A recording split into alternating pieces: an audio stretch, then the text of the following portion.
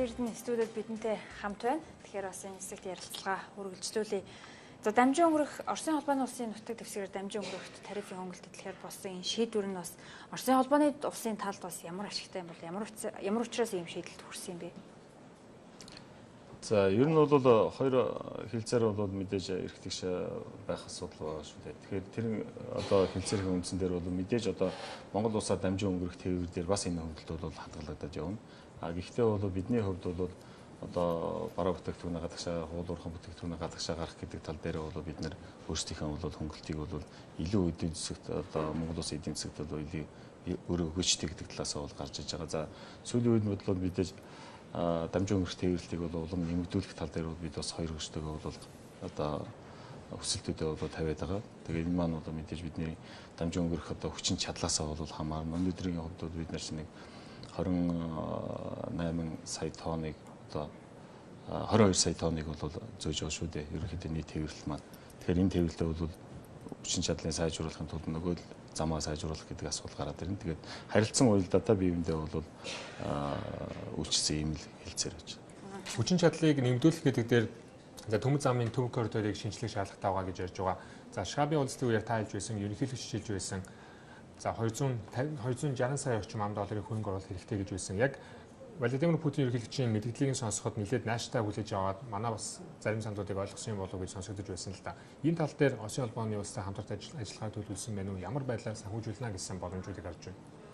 Тэгэхээр Улаанбаатар төмөд зам маань бол хамтарсан нийгэмлэг нөгөө талаас мэдээж Оросын талтай бид нар бол бүх үйл ажиллагаа бол уялдуулж саналуудаа бол зөвшөөрсөн явж байгаа шүү дээ. Тэгээд хамтраад бид нар бол энэ Улаанбаатар төмөр замыг одоо ойрын хугацаанд хөгжүүлэх юм эдийн засгийн чадварыг сайжруулах хөтөлбөр бол боловсруулж байгаа. Тэгээ энэ хөтөлбөрийнхөө хүрээнд дамжин өнгөрөхийн тээврийг сайжруулах, замаа одоо хүчин чадлыг нэмэгдүүлэх гээд тодорхой хэмжээний тооцоолол гаргасан. Энэ тооцооллын үр дүнд $260 сая хэмжээний хөрөнгө оруулалт байж бид нар өнөөдөр энэ замаа бол хүчин чадлыг нь бол сайжруулах 30 саяд хүрэх юм болцоо бол нэгдэх юм.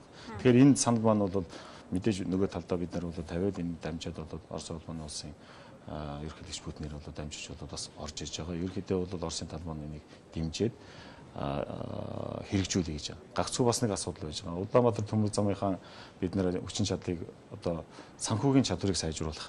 Өөрөөр хэлбэл нөгөө нэг өөр зээл гэсэн асуудлуудын цэвэрлэх асуудал байж байгаа. Хоёр улсын хоорондын одоо хилцээрийн 49 оноос хойш хийгдсэн ажлууд за нөгөө нэг акцизтэй холбоотой асуудлууд гэх мэтчлэн энэ өөрөө Улаанбаатар төмөр зам маань санхүүгийн чадвартай байж санхүүн цэвэрхэн байж компанийн засаглан сайн байж зээл авах болцоо гарч ирэх. Тэгэхээр $260 сая хөрөнгө оруулалтыг бол баг санхүүгийн байгууллагуудаар яг компанийн засаглалын хүрээнд бол зээл авах болцоог бид нар нээж өгөх ёстой асуудал. Яг за энэ дэд бүтцийн хөтөлбөрүүдийг төслүүдийг угшлуулахын тулд за 3 орны зам тээврийн сайд нарын уулзалтуудыг зохион байгуулдаг болёо гэсэн саналыг хэлж байсан. Үүнтэй холбоотойгоор хоёр хөш маань саналаа хариугаа өгсөн болов уу? За бид сая Шабын уулзалтын өмнө бол бас саналуудаа явуулсан. Ер нь бол 3 талын сайд нар эхлээд уулзч байж тээврийн асуудлуудыг ярьж ерөнхийн гол механизмуудаа бол ярилцаа тэгээд дээд түвшинтэй бол гаргаж тавья гэж байсан. Энэ асуудал ерөнхийдөө бол бүх талууд бол энэ дээр зөвшөөрөлцөө сая бол харин уулзалт маань бол болж амжсангүй. Гэхдээ цаашдын одоо дээд түвшний уулзалтын өмнө бол сайд нар нь уулзчихэд тодорхой асуудлуудаа багцлаад дэшегээ тавьж ирсэн. Үйлсэн бол Шабын уулзалтын хүрээнд төрийн тэргүүн нарын уулзалтын өмнө болдог байлаа. Бэлтгэл ажлын хүрээнд өөрсдөө сайд нар нь өөрсдөө асуудлуудыг хоорондоо ярьж байгаад бодлого болгож гаргасан. Тэгэхээр эдийн засгийн коридорыг байгуулах асуудал бол Шабын үеэр маш их яригдсан. Бидний хувьд бол оролцох маш их сонирхолтой байгааг илэрхийлсэн байна. За төслүүдийг хараад хахад за хувийн хвшлийн оролцоотойгоор хэрэгжиж байгаа эргэжих гээд тэзүүгээ боловсруулчихад байгаа нэг төсөл байгаа. Энэ Spire Mining-ийн овоод Эрдэнэтийн чиглэлийн төмөр замын төсөл байна. Ажлын явц нь яг одоогийн байдлаар боловсруулах шатанда ямар хуу байгаа бол зам тээврийн яамны хөгжлийн яамны хувьд бол ямар хуу байдлаар оролцох та бүгд ямар хүлээлттэй байна энэ төслөөс. За нэгдүгээрт нэн тэргуунд одоо өнөө маргаашгүй бас ажил гайгүй явж байгаа төслүүдийн маань нэг энэ шүү дээ. Тэгээд техник эдийн засгийн үндэслүүд нь үндсэндээ бол дуусаад одоо ажлын зургийн ажил бол орцсон явж байгаа. За саяхан бид нар уулзсан 2019 оны хавар за одоо надад хэлснээр бол 3 сард бол ажлаа эхлүүлнэ гэсэн юм амлалтыг аваад явсан. За бидний хүрээнд бол яамны хүрээнд бүхэл одоо талын болцоо дэмжлэг бол үзүүлээ. Тэр өөрсдийнхөө яамнаас гаргаж байдаг зураг төсөөлөх хяналтын асуудлууч байдаг юм уу бүхэл одоо зөвшөөрөл тусгай зөвшөөрлөөч байдаг юм. Энэ дээр нь бол дэмжлэг үзүүлээ. Нөгөө талаар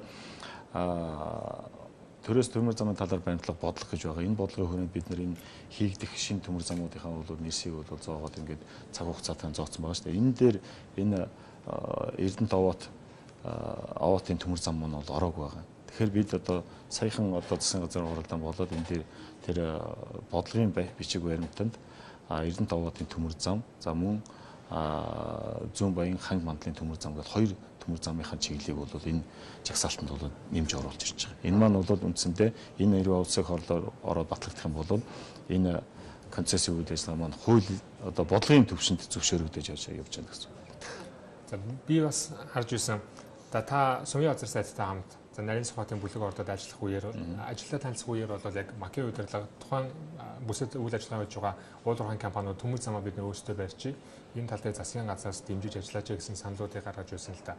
Энэ тал дээр хуралдаанууд хийсэн болов ямар цаашаа үйлчилсэн болов? За мэдээж төмөр замын асуудлыг тавталгаатай бид нар холбож байгаа. Тэгэхээр төмөр зам өөрөө тэр төмөр замдыг гүөх ачаанаасаа шалтгаалж ижил баригдах хөрөнгө оруулалтууд нь шийдэгдэн шүү дээ. Тэгэхээр өсөөсөөгөө тавталгаас гашуун сухатын чиглэлийн төмөр зам дээр бол таван толгойн бүлэг орд дээр нүүрс хотлуулж байгаа эсвэл таван толгойн бүлэг ордоос нүүрс худалдаж авч байгаа компаниудын хоорондын сонирхол байжж энэ төмөр замд бол хөрөнгө оруулалт оруулна. Тэгээд тэр утгаараа бол би сүүлийн үед бас хэлээд байгаа. Энэ өөрсдийн дотоодын компаниуд нэгж ягаад хөрөнгө оруулалт болцоогоо бол өөрсдөө гаргаж ирэх ёстой гэдэг. Тэгээ энэ үднээс Эрдэнэс таван толгой компани одоо өнөөдөр бас тодорхой хэмжээний өр зээлгүй явж байгаа энэ компани дээр түшиглээд бид нэр хөрөнгө оруулалтаа өөрсдөө хийгээд явах бас нэг вариант байна. Энэ бол бас нэг одоо гарц ирэх юм уу да. Тэгэхээр сая бол бид нар Шанхай юуны Шахабын уулзалтын хүрээнд бол бас хоёр улсуудын хоорондын дамжин өөртөө ивэлэл нэгдүгээр хоёрдугаар хоёр улсын хоорондын бараа бүтээгдэхүүн худалдаа авах хүрээнд энэ төмөр замынхаа асуудлуудыг тавилаа шүү дээ. Энийг тавилаа. Нөгөө талаар бид нар бас тэр гэрээ хилцэр хийх хугацаанд магадгүй зүгээр Эрдэнэс таван толгойн хөрөнгө оруулалт дээр одоо нэмэгдүүлээд Монголын төмөр зам дээр түшиглээд энэ төмөр замаа цааш нь явуулах тодорхой хэмжээний хөрөнгө оруулалт болцоо байна гэдэг дээр судалгаа хийж байна. Тэгэхээр таван толгой төслийг төслөөр нь одоо цогцоор нь хэрэгжүүлэх улс төрийн шийдвэрийг бол гаргалаа, засгийн газар төслөө танилцууллаа гэж байна. Яг эцсийн байдлаар бас яг тодорхой шийдэлд бас хараахан хүрч чадаагүй олон хувилбаруудаас сонгох тийм л байгаа гэж ойлгож болох уу? Төмөр зам талдаа бол засгийн газараас гаргаж байгаа одоо боловсролоо гаргаж байгаа юу маань бодлого маань таван толгойн ордоо бол тодорхой хэмжээний 30 хүртэлх хувьд нь бол IPO гаргая гэж байгаа шүү дээ. IPO гаргая. Мэдээж IPO бол хөрөнгө оруулалт маань одоо тодорхой хэмжээний дэд үтстэй л суурьсаа хөрөнгө оруулалт гарах хэрэгтэй шүү дээ. Түүнээс хаавсан тэнд байгаа авц зам дээр бол төмөр замдаа гарахгүй. Тэгэхээр бид бол 30 хүртэл нь бол IPO гаргаж хөрөнгө оруулсан. Энэ хөрөнгөө бол таван толгоогоос гашуун сухат руу явсан авц замаа нэгдүгээрт бол өнөө маргаашд бол өргөжүүлээдхий. Хоёр ус солдоо болгоодхий. Дээрээс нь таван толгой гашуун сухатын төмөр зам, таван толгой сайн шанд Зүүн Баянгийн төмөр зам, таван толгой Ханг мандлын авц зам гэдэг энэ одоо дэд үтсүүдээр бол хөрөнгө босгоё гэсэн ийм байдлаар бол тодорхойлж байна. Хятадын тал ер нь таван толгой төсөлд одоо дэд бүтц талд нь ямархуу байдлаар оролцох саналууд байгаа бол санал ирүүлсэн бол урд нь Хятад Монголын засгийн газар болон одоо дэд түвшний уулзалтын үед бол таван толгойн бүлэг ордыг цогцоор нь одоо хамтарч ашиглана гэсэн ийм хилцээ яриануд бол байсан шүү дээ. Үеийн одоо уулзалтуудаар. Тэгээ энэ цогцоор нь гэдэг маань мэдээж тэрийг одоо операторын асуудлууд, дээрээс нь санхүүгийн асуудлууд, тэгээд дэд бүтцийн асуудлууд цогцоор нь одоо хамтар шийдэх гэсэн ийм байсан. За одоо бол саяны энэ уулзалтаар бол ер нь төмөр замынхаа асуудал дээр нь бол эхлээд өөрчлөж яасан. Өөрөөр хэлбэл одоо цогцогддог асуудлаас нэг удаа бид нар чинь зөвхөн дэд үтсийн асуудал дээр хөрөнгө оруулалтын асуудал дээр бол анхаарал хандуулах гэдэг байдлаар сая бол яриа хэлцээр болж байна. Тэгэхээр саяны миний хэлсэн одоо бол бид дэд үтсийн асуудлыг ямар байдлаар хийх юм тэр одоо нүрс урт хугацааны автих гэрээгэрч байх хэрэгтэй юм уу те энэ вариантуудаа ямар хэмжээгээр хөрөнгө оруулалт оруулж болох юм төмөр зам дээрээ авц зам дээрээ одоо хэсэгчлэн хөрөнгө оруулалтыг хамтарч ажиллах гэсэн юм бодлого өгч байна. Таван толгой бол юм байна. Нөгөө тал нь шивээ хөрөнгийн бомт руу хүрсэн бас төмөр замын тухай яригдж байгаа.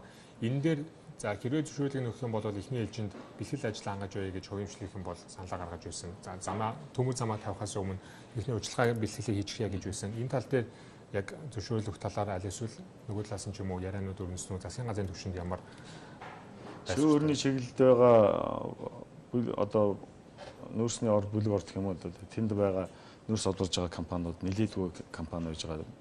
Тэр компаниуд нэгдээд хоорондоо нэгдээд Монголын төмөр замтай 51%, Монголын төмөр зам 51%, нөгөө компаниуд 49 байсан баха. Ийм байдлаар бол хоорондоо бол бас хилцэл тохироод төмөр замаа явах хөрөнгө оруулалт хийхээр бол үндсэндээ тийм саналыг бол боловсруулсан өгсөн. Тэр саналыг бид нар засгийн газар руу үндсэндээ өгөөд хилцэгдээд одоо бас яригдах баг. Хөрөнгө оруулалтаа бол үндсэндээ бол бас шийдсэн гэсэн ийм саналыг өгсөн баг. Автозамын цэцлүүдийн тухайд бас 5 дахь агшин суугч чиглэлийн одоо автозамтай параллел автозамыг барих тухай яригдж байгаа. Энэ ажил ямар шатндаа явж байна? 5 дахь агшин суугчийн чиглэлийн автозамын концессийн шугамын замыг барихаар бол үндэсний хөгжлийн газар дээр концесс зарлагдаад дүгнэгдсэн. За удахгүй засгийн газараа орж ирнэ. За 14-5 жил байсан баха.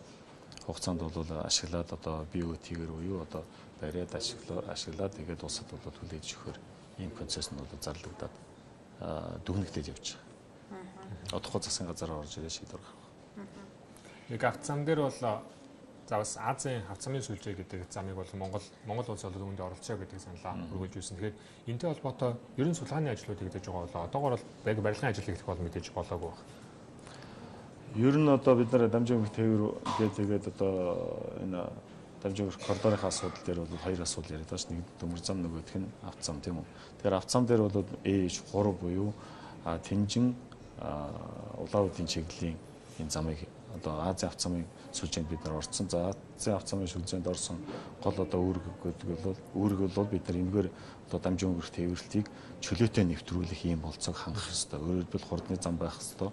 Өргөн хэмжээнд одоо дагсан үйлдвэр үйлчилгээч байх ёстой. Ингээд тээвэр хийх болцоог бид нар хангасан байх ёстой байхгүй. Тэгээд тэр утгаараа бол сая бас хоёр улстай бол энэ замаа бол хамтарч цаашаа хийх талын саналуудыг бол тавьсан.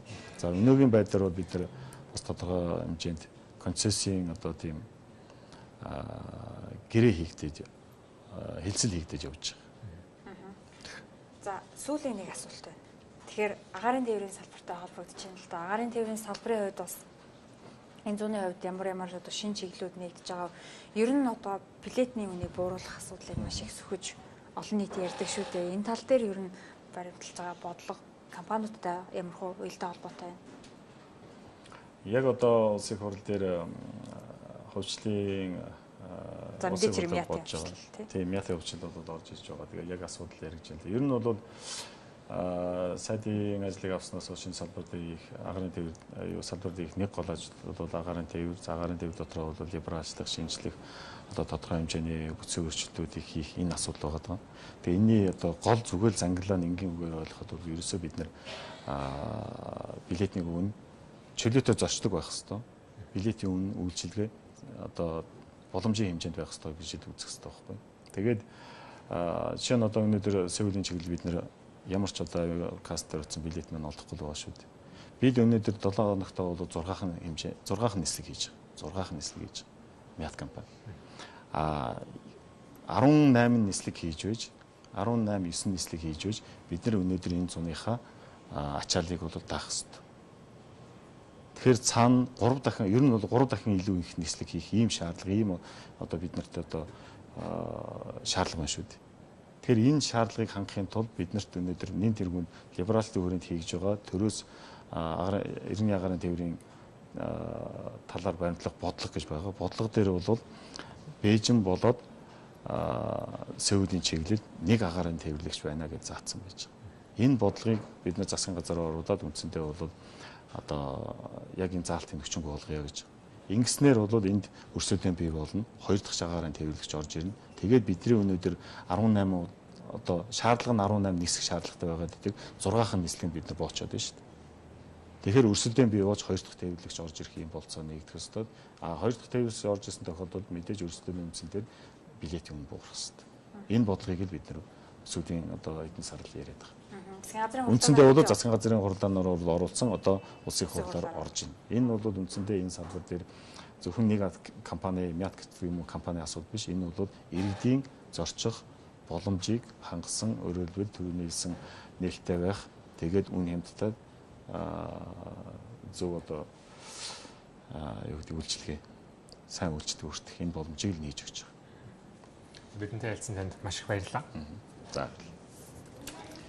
Зам тээвэр үйлчлэлийн сайд Бат Эрдэнэ студид бидэнтэй цуг байлаа. За улсын хурлаар